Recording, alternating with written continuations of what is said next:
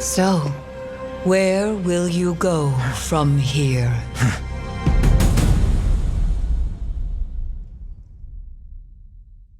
Animation realm, and a wonderful voice actor. Thank you so much. And a singer too, right? Yes. Take it away.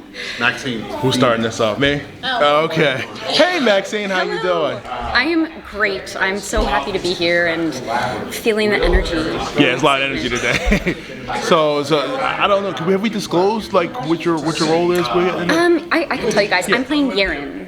Okay. Yes. This is the bad guy, the bully of the series that we're talking about, really, right? she is kind of a mentor figure for Lyndon, and she is one of the best written female characters I have ever come across, and definitely the best I've been lucky to play. She's fierce and sensitive and hilarious, and she's just rebuilt her life and is so strong, and it makes me feel so good to be able to voice her and to share her with the fans and the world, because I'm proud.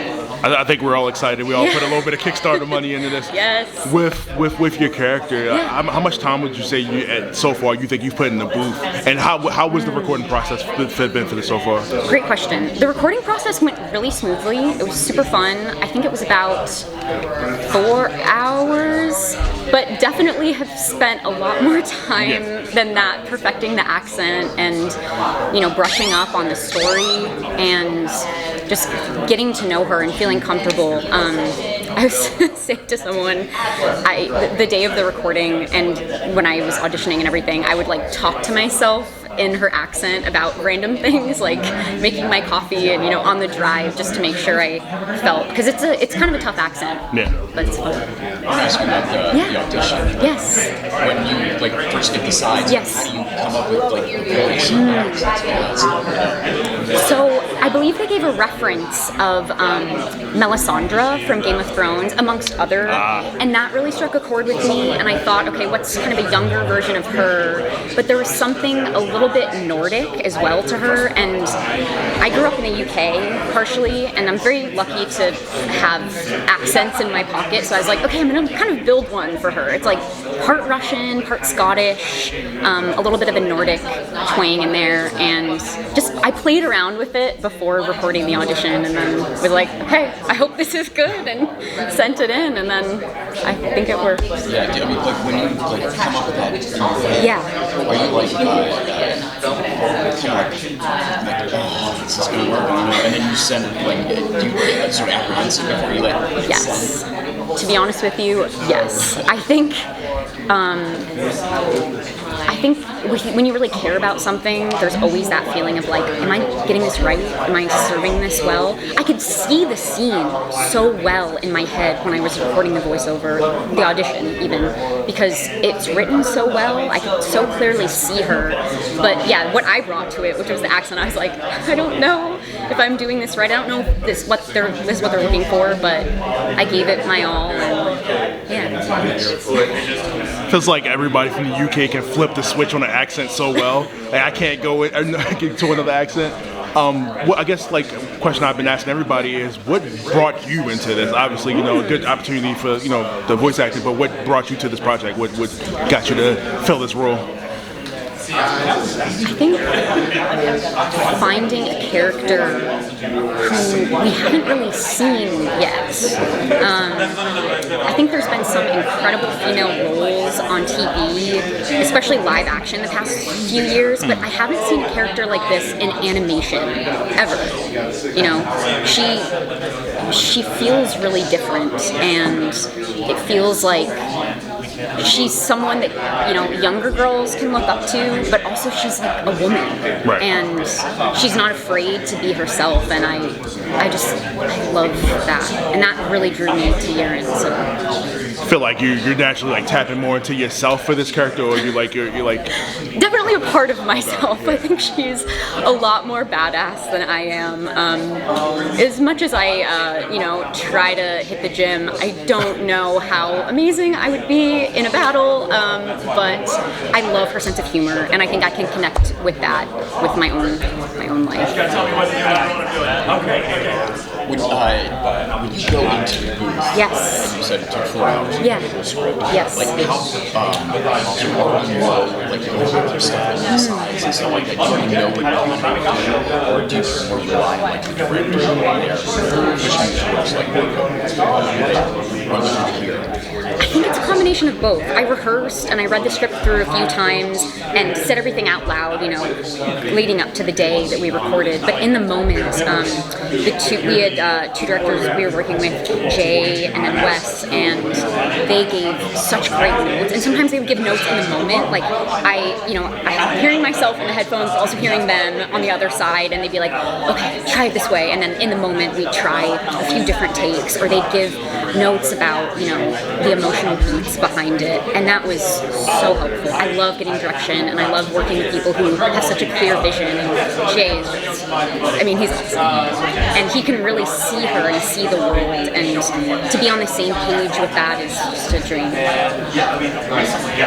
Also playing a role where you're a little bit more active, which means Yes. you gotta Oh my a God. lot of breath control, stuff like that. So much breath control, Yeah. so many fight scenes, and jumping and running, and honestly, that's kind of my favorite part of voiceover. I feel like, sometimes. I mean, like I know It's people, so freeing. right? People, you know, try to say, you know, voice acting's not that hard. I'm like, look, I've It's seen so people hard. pass out from not, you know, like you said, working out, controlling and Yeah. stuff like that. Like how often, like you said, you put that time in, Yeah. you feel like that was like the hardest thing for you to overcome so far? Yeah, it's definitely unlike anything else I've done. It's so fun. Like I said, that's honestly my favorite part is just doing all the, they call them grunts sometimes, like the, you know, sword swings and the running and the jumping, because it feels so good to be able to vocalize those. In real life, I think like sometimes we hold things in too much, and so to be in a space where you can kind of like yell and like make noises like that feels so freeing. And yeah, definitely helpful to focus on breathing. I like to run, and I have a singing background, so I'm very grateful. That's helped with, you know, breath control and not feeling like I'm gonna lose my mind. Now I want to hear some songs. Maybe the next one. What kind of stuff do you sing? I would say, theater. My background is in musical theater. My dream is to be able to do an animated thing someday where I get to sing. Sure, there'll be a Frozen Part 3 coming out. Oh my God, I'm ready. I'm ready. I'll be like an elf or something. Right. But yeah. It's really cool. Are there any particular challenges you face voicing? The accent. As much as I practiced and as much as I went through every line in advance, there were still moments when recording where things would come out kind of strange. And I was like, oh wait, and it would be a little hard to hear what she was saying because, you know, the accent would get a little muddy. So that was definitely a challenge. And I kept reminding myself to go slow. I can be a bit of a fast talker, and with an accent too, like you have to slow down a little bit to really get it out.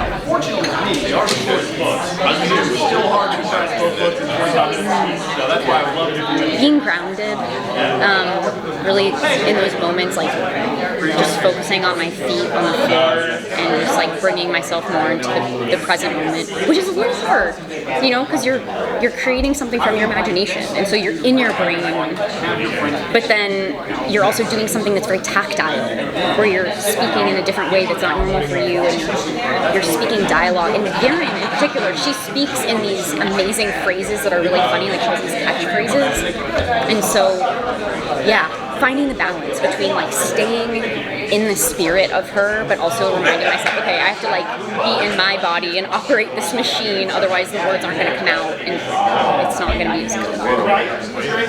Have you had the opportunity to work with the other voice actors yet, or has it all been solo? It's all been solo. I did work with Will, the writer. He was there on Zoom giving some feedback and encouragement, which was amazing. But I haven't been able to meet any other cast members until today. They're all here now, right? I know, it's really fun. And hopefully all you guys get your action figures and stuff soon. Oh stuff my like, God, yes. Stuff like everybody. I want one of, there's this character, Little Blue, who's this little spirit, this little like blue. I really want a little stuffed animal of that. I'm hoping that they... Try to talk to him now so we can start getting those Kickstarter figures out there. Like, How intimidating is it to work with people to actually create? You want to do a good job, but then you don't want to look, Great question. It helps that he is so kind. Will is so nice and very real, and made me feel like, I was being seen as a peer. There was no attitude of like, you better get this right or anything. Like, no, so calm, so kind. And that doesn't mean I still wasn't nervous, like going in, because you want to get it right. And with Cradle, there's already such a fan base. When I looked at this role, I was doing all this research, there are already people who are cosplaying as this character, and so I'm like, oh my gosh, that's so exciting, but that's also, added this extra layer of, I wanted to do it justice. I wanted these people who really connect with her to feel like they're getting the character that they've envisioned. So, yeah. But it did make me feel better to have Will's support and him being behind me and being like, I believe in you, you got this. Like, that alleviated a lot of the pressure. I don't think anybody truly knows what the voice of that character is until they hear it. So I think once your character comes out, I think people are obviously going to gravitate toward it. I mean, like I said, with you having so many different backgrounds, I mean, I feel like this is definitely going to be a breeze. But yeah, like you said, what is next in the world of Cradle that you can talk about that's not under NDA at the moment? Well, we have the panel coming up today, and hopefully you guys can come, or you are coming. Yeah. We'll be showing some of the animation, which is really exciting.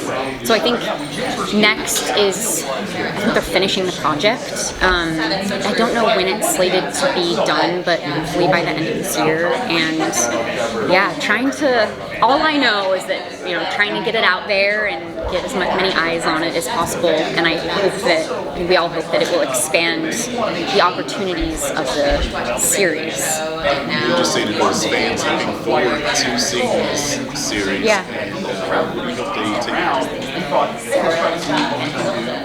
I hope they feel seen. I think the amazing thing about Cradle is that it's one of the only, if not like the only book series in this genre that I can think of where the lead, starts off as kind of an everyman. Like, he's told that he isn't special, but he is, and he really builds that life for himself. And I think that with the animation, the emotions and the themes of the story are even more on display, because you see this world that they've built, and it makes everything feel even more heightened and even more real and beautiful. And so I hope the fans, feel that connection, because there's so much love that's been put into this already, and even more love. Well, thank you, Max. We appreciate you. This was so fun. Thank you. Thank you all. Say, man. Thank you guys. Thank you. Thank you.